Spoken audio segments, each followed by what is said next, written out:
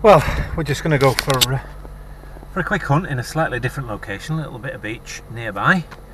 And yeah, here we are, sitting in the car, and that's the outside temperature, 33 degrees at the moment.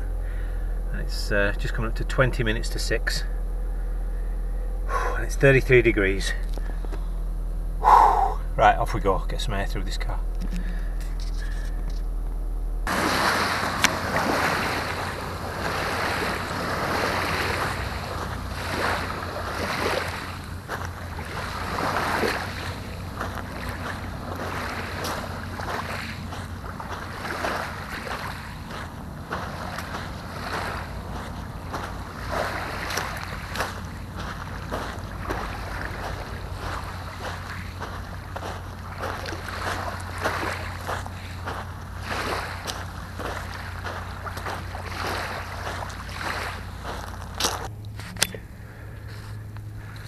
Well, here we are.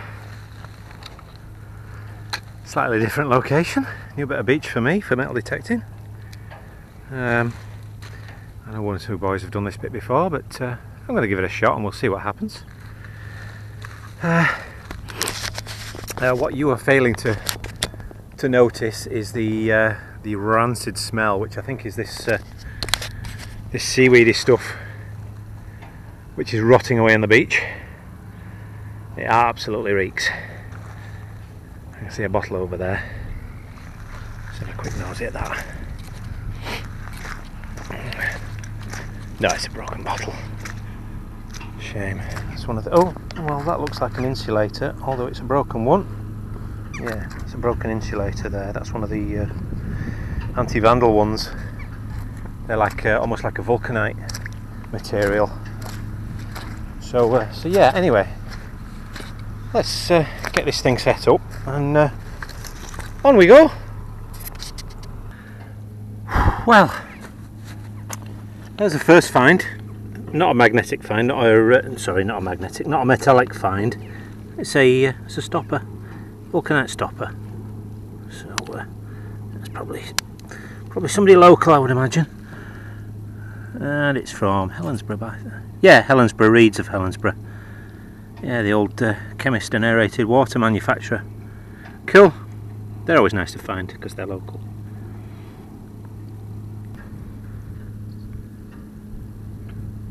A little bit of history about this area. This is an area in Scotland, just down the road from me, a couple of miles, called Cardross.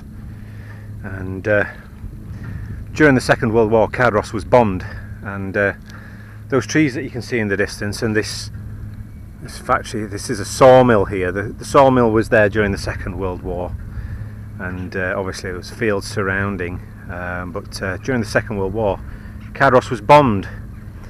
They believe that the German pathfinders got confused with one of the there's an outcrop of land further up called Ardmore Point, and they believe that they got that confused and thought that was Dumbarton. So they dropped the bombs on this area during a bombing raid one night, and in the fields across there, as I understand, the sawmill was hit, and also in the town itself, you can't see it from there. There's a small church with a graveyard, a very old graveyard, and that was also bombed as well. I'll maybe show you that one day. But yeah, so literally they came flying along and dropped the bombs as they went, because like I said, by all accounts the German Pathfinder aircraft got confused. So but there were anti-aircraft sites on the other side, on the other hillside over there in Greenock, as well as anti-aircraft sites along the coastline here as well. So but yeah, a little bit of history for you.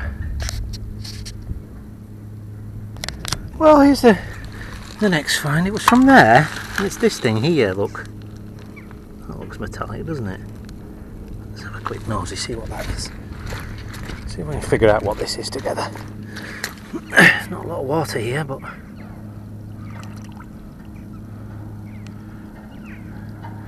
Well, I have absolutely no idea what that is.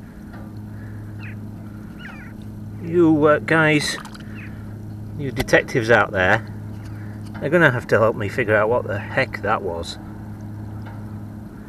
because I have not got a clue. Alright, well, in the bag it goes. Let's see. Made for something. Well, here's the next find. Now that is a caster wheel from a piece of furniture, or what's left of one. It's quite heavily rusted away. I'm trying to find some reasonably clear water to rinse this off in, because it's all a bit stagnant and a bit stinky. But yeah, that's a caster wheel off of a piece of furniture. I don't think we'll get anything off that, to be honest with you. Another piece for the bin. Nice if they're in decent condition, but that's terrible, it's all rusted over. Yeah, well. A good thing to note with things like this, I'll just show you around here. Look, there's bits of plate with green rim there, bits of glass, jars, bottle bottoms. These are always good signs. Some stoneware there, look, stoneware jar, jam pot. These are always good signs that you're close to a bottle dump. And the reason these bits are here is that many moons ago this was the dump, but the ever encroaching tides have kind of washed it all away. So yeah, that's why you find these little artifacts and things. But yeah, it's always good to keep your eyes peeled. Not far from where that caster wheel is. This is my next signal. It's from there. It's this thing here. Look, I wonder what that is or was. Let's see if we can wash it off in some rank water. That'll do from that last hole. Okay. Could be anything. Part of a light fitting, maybe. That's what I'm expecting, because it's there's a lot of household stuff here. So yeah, probably part of a light fitting, I think. Oh. Well, I think we've got our first coin. Let me just take my headphones off here. And it's just on the surface. Oh, I could be wrong. Is that a badge? You see that? Is that a badge of some description? Oh, no. Ah, right, okay. No, what on earth that was? It's a lump of scrap. Whatever it is. Oh, I was getting all excited then. Looks like the top of a can of some description. There is some lettering under there. And that does fold up. What does that say there?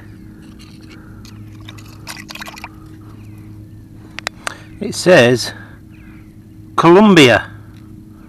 Columbia. And I don't know if that's got something written on it as well. I think it does. I might hang on to that. I'm going to put that in my bag because I've no idea what that is. And it looks like there's a a musical note on there. Alright, okay. I don't know if you can see that, a musical note on what I thought was the badge. Right, we'll get that home. It says trademark. Columbia has a musical note on that side as well. Right, I'm going to keep that. If you can see that in this light. I'll get my fat hands out of the way. Cool, on we go. Well, this is turning into more of a mudlark, to be perfectly honest with you. There we go, there's the next find. That's a piece of glass from a pair of spectacles. How's that for you? Certainly different. Glass from spectacles. Okay. Wow, that hole there. Signal, and that's what it is. It's. Sorry, I'm turning the camera over like an idiot. It looks like a disc of some description. So I'm just going to give that a rinse. I'm going to keep hold of that and have a look at that at home. If we can find any flipping water. So hot. It is so hot. Because there might be something on that. You never know. It might be nothing. It might be something. Well, hang on to it. It looks like it might be a washer when we open it up, but hey, we'll have a look. Right, that's the next, sorry, the next thing there. I have no idea. Got a pin there. Looks like it's been broken there, but I can't decide if there's some detail on that. So I'm going to take it. And we'll have a look when I get home.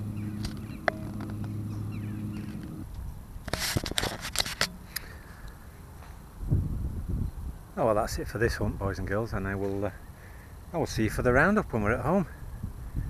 Alright, bye for now. Well, there you go, boys and girls. That was that's just we got a few bits on that hunt. That's, like I said, that's a new section of beach that I've been on with the detector. I used to go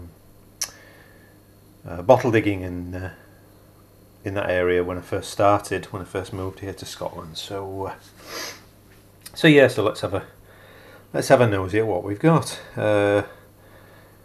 Bottle stopper. And this one is a Reed's of Helensburgh. This is what they call a Riley patent, because it's easier to grab hold of, and it was designed so that a machine could put these into a bottle as well, rather than by hand. But at the top here it says Helensburgh. You can read that. And then on the other side it says J.A. Reed, who was he was a chemist and aerated water manufacturer here in Helensburgh. Way back, oh gosh, I think he had a chemist shop in Helensburgh from about 1870, 1880, I think, somewhere around there. I could be wrong. I would need to look it up. Right, what else have we got? This scrappy thing. Don't know. There's a little bit of a thing there, for want of a better phrase, a thing. Spectacle lens, which is interesting. That was almost like a mudlarking find, really. Obviously, the metal detector's not going to pick that up. But yeah, like I say, that area was once land, and the sea has encroached and worn it away. This thing, still absolutely no idea what this is. I mean, I am clueless. I don't know. If anybody has any idea what that would have been, and by all means leave a comment down below.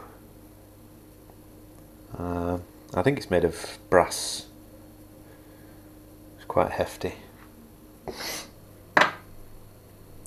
Yeah, this thing, which I think is probably some sort of light fitting,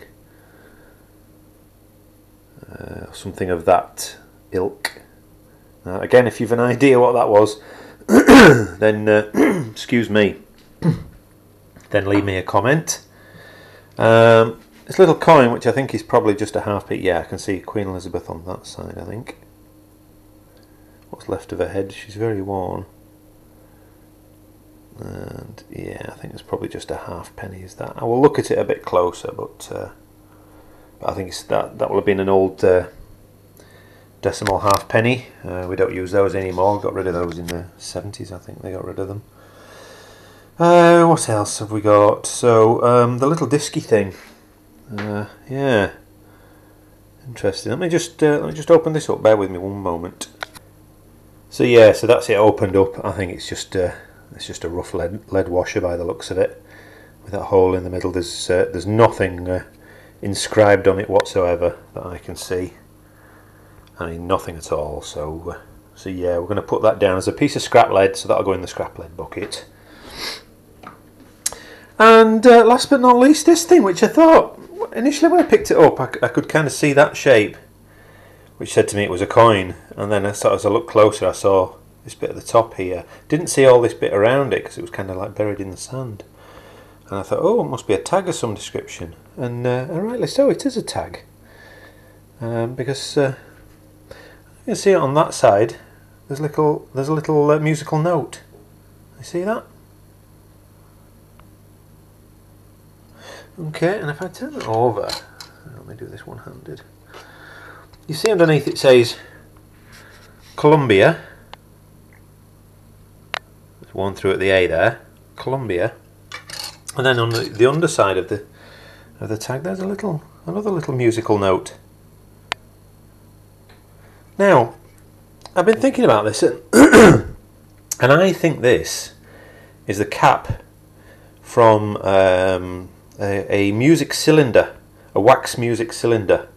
And what they used to do before they had flat records, or vinyl, as they like to call them, kids like to call them these days, then you would have got your music on like a tube, like a wax tube, and it was etched onto the wax, and it would come in a tin, I believe, so a cylindrical tin, and this would have been the cap off the top. That's what I'm assuming that is, because of that musical note on top, on there, on both sides.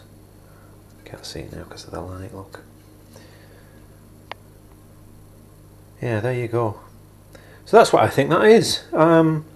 If you know different, then yeah, leave me a comment and let me know, because that's quite interesting, is that? So I'm imagining somebody had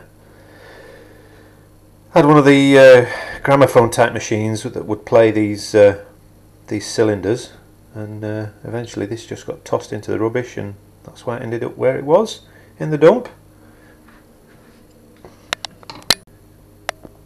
So yeah, that was the first hunt for that area of Cardross, and like I was saying, quite an interesting history with it, with Cardross being bombed during the Second World War. But yeah, interesting.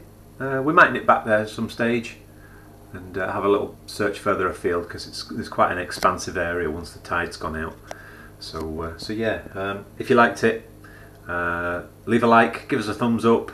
Leave a comment, feel free to share the video, and yeah, we'll be back soon. Alright, bye for now.